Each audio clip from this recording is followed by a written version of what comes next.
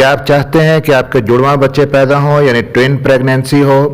Twin pregnancy किस तरह मुमकिन हो सकती है, और अगर किसी को ट्विन प्रेगनेंसी है तो सिम्टम्स यानी अलामात क्या होंगे उसके अंदर, और ट्विन प्रेगनेंसी यानी जुड़वां हमल के बाद एहतियाती तदाबीर क्या इख्तियार करेंगे आप, कॉम्प्लिकेशंस यानी पेचीदगियाँ जुड़वां हमल के बाद क्या हो सकती हैं, और डिलीवरी नॉर्मल होगी कि नहीं, इस वीडियो में आपको मिलेंगी ये तमाम इन्फॉर्मेशन ट्विन प्रेगनेंसी से मुतल्लिक।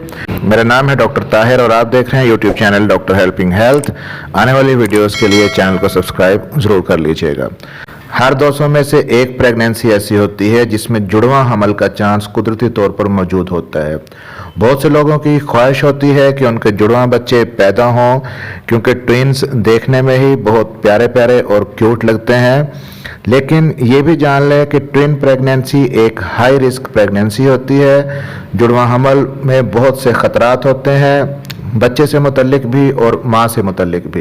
पहले ट्विन्स की टाइप्स पे बात करते हैं। आपने अक्सर देखा होगा कि बाज़ जुड़वां बच्चे ऐसे होते हैं जिनकी शक्लें एक दूसरे से बिल्कुल मिलती जुलती होती हैं, उनको आइडेंटिकल ट्विन्स कहा जाता है। लेकिन बाज़ जुड़वां बच्चे ऐसे होते हैं जिनकी शक्लें एक दूसरे से बिल्कुल मुख्तलिफ होती हैं, उन्हें फैटर्नल ट्विन्स कहा जाता है। तो ये किस तरह से होता है?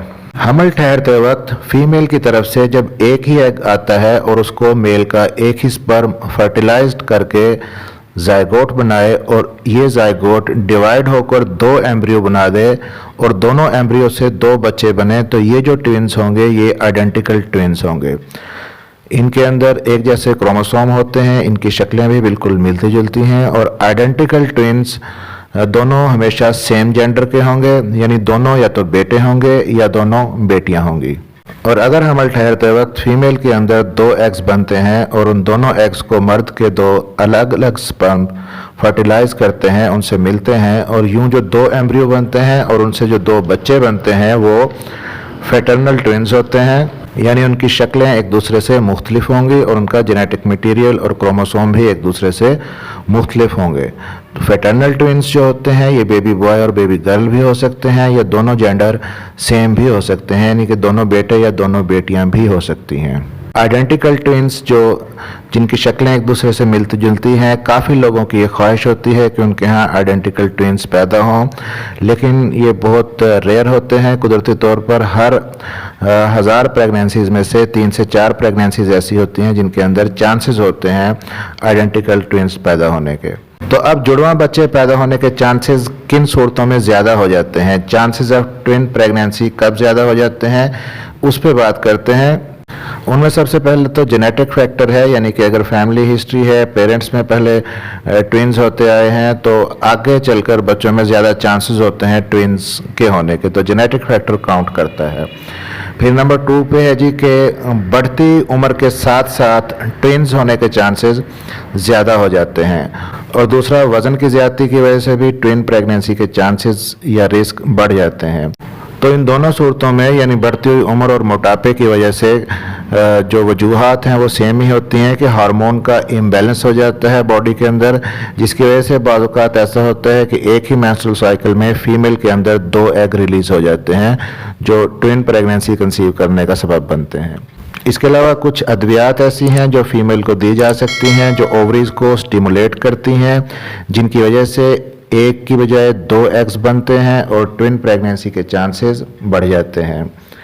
फिर अगर किसी के जितने ज़्यादा बच्चे होंगे तो आइंदा आने वाली प्रेगनेंसीज में जुड़वां बच्चों के चांसेस भी बढ़ जाते हैं, और अगर एक बार ट्विन प्रेगनेंसी हो गई है तो दोबारा भी ट्विन प्रेगनेंसी होने के चांसेस ज़्यादा होते हैं। अब ट्विन प्रेगनेंसी सिम्टम्स क्या हैं, यानी कि अलामात क्या होंगी अगर किसी को ट्विन प्रेगनेंसी यानी कि जुड़वां बच्चे हैं, तो अलामात उसकी क्या होंगी।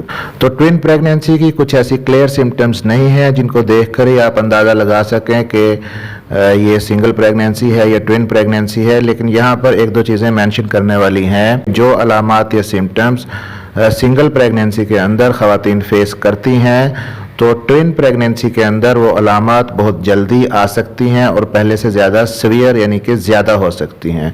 तो उनके अंदर नॉर्मल प्रेगनेंसी के अंदर जो अर्ली सिम्टम्स हैं उस पर एक वीडियो मौजूद है, आप देखना चाहें तो देख सकते हैं। ब्रीफली मैं आपको बता दूं कि जो नौजिया वॉमिटिंग है, मॉर्निंग सिकनेस जिसे कहा जाता है, उल्टी मतली का होना, इम्प्लांटेशन की जो ब्लीडिंग होती है, इसके अलावा ब्रेस्ट को हाथ लगाने पे दर्द करना जो ब्रेस्ट टेंडरनेस जिसे कहा जाता है, फिर फ्रीक्वेंट यूरिनेशन यानी कि पेशाब का बार बार आना, और फैटीग और टायर्डनेस। तो इस तरह के जो सिम्टम्स हैं जैसे उल्टी मतली का होना और जल्दी थकावट का एहसास होना, तो ये ट्विन प्रेगनेंसी के अंदर ये चीज़ें ज़्यादा हो सकती हैं सिंगल प्रेगनेंसी की निस्बत। और इसकी वजह यही होती है कि जो हार्मोन्स ऑफ प्रेगनेंसी हैं यानी कि बीटा एचसीजी और प्रोजेस्टेरॉन वो ट्विन प्रेगनेंसी में ज़्यादा बनते हैं, जिसकी वजह से ये प्रेगनेंसी की सिम्टम्स ज़्यादा होती हैं।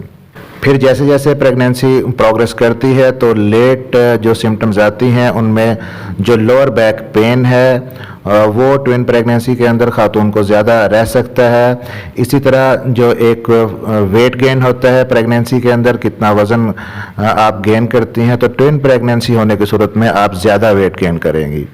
फिर एक टेस्ट होता है AFP जिसे अल्फा फीटोप्रोटीन कहा जाता है। तो AFP टेस्ट ट्विन प्रेगनेंसी के अंदर एबनॉर्मल आ सकता है, लेकिन अगर AFP टेस्ट एबनॉर्मल आया है तो इसका यह मतलब नहीं है कि हमेशा ट्विन प्रेगनेंसी ही होगी, क्योंकि कुछ कंजेनिटल बर्थ डिफेक्ट्स होते हैं होने वाले बच्चे के अंदर जिनको देखने के लिए ये टेस्ट करवाया जाता है।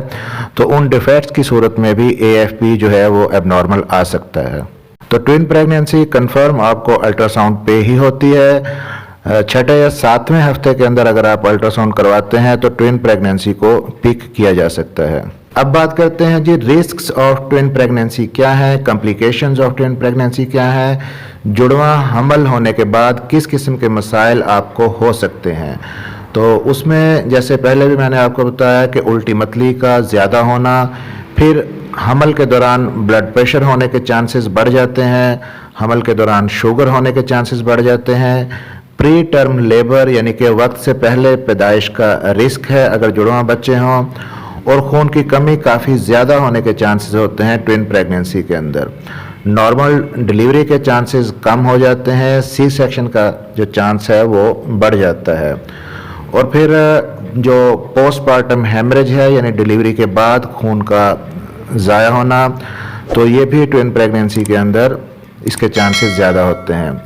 अब बच्चे के अंदर क्या क्या नुकसान हो सकता है ट्विन प्रेगनेंसी की वजह से।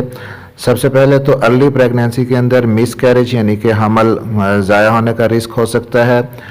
फिर ट्विन प्रेगनेंसी के अंदर पैदा होने वाले बच्चों में जो बर्थ डिफेक्ट्स होते हैं यानी कि पैदाइशी जो नकायस हैं उनके चांसेस 7 to 8% ज़्यादा होते हैं सिंगल प्रेगनेंसी की निस्बत। और ट्विन प्रेगनेंसी की वजह से बाद औक़ात पैदाइश की दर्दें वक्त से पहले लग जाती हैं और प्री टर्म डिलीवरी होने के चांसेस यानी कि रिस्क ज़्यादा हो जाते हैं। और जब प्री टर्म बेबी पैदा होता है तो उनको हॉस्पिटल में रखने की ज़रूरत पड़ सकती है, जहां पर उन्हें इंक्यूबेटर में रखा जाता है। तो अगर आपको ट्विन प्रेगनेंसी है तो आपको प्रेफर करना चाहिए कि बच्चों की पैदाइश घर पर करने की बजाय किसी अच्छे हॉस्पिटल में करें जहां पर ये तमाम सहूलतें मौजूद हों। अब बात करते हैं जी कि अगर आपको ट्विन प्रेगनेंसी है तो डिलीवरी को कैसे प्लान किया जाता है। अगर आपकी फर्स्ट प्रेगनेंसी है और ट्विन प्रेगनेंसी है और आपके अंदर कोई पेचीदगी नहीं है, ब्लड प्रेशर आपका नॉर्मल है, शुगर नॉर्मल है और खून की कमी नहीं है, तो नॉर्मल डिलीवरी की ट्राई की जा सकती है। और अमूमन आपके गायनेकोलॉजिस्ट 9th मंथ के शुरू में ही ट्विन प्रेगनेंसी डिलीवर करवा देते हैं अगर कोई कॉम्प्लिकेशन ना हो, क्योंकि बच्चों का साइज़ आखिरी दिनों में तेज़ी से बढ़ता है जो मज़ीद कॉम्प्लिकेशंस पैदा कर सकता है।